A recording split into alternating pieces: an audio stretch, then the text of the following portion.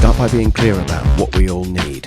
Have a kick-off meeting till everyone agrees. Then get it down in writing so they cannot change their minds. We all must agree, cost, quality and time. Project management. Make a plan before you start. Project management. Always have a Gantt chart.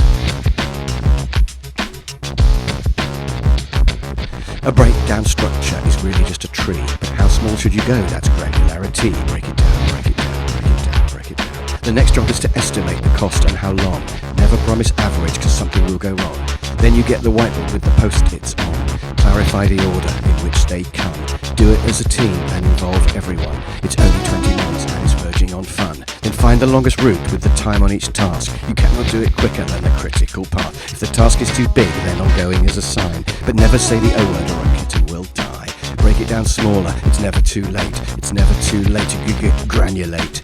Project management, make a plan before you start. Project management, always have a Gantt chart.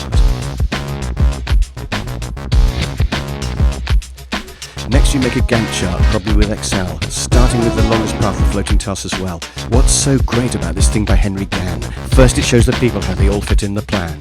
Next it tells you when you're busy, too much in one go. And lastly, if you colour in, you'll see if you're too slow. How big are the problems and how many do you have? Can you make them less likely if they happen less bad? Then you start the project, colour in your Gantt. Have a meeting every month and see if you're on plan. Project management, make a plan before you start. Project management, always have a Gantt chart. You must always watch the money.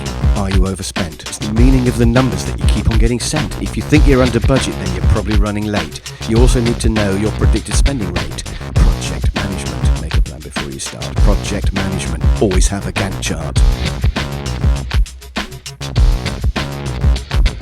You'll probably have to ask for more money and more time, but never do it twice. That's the biggest crime.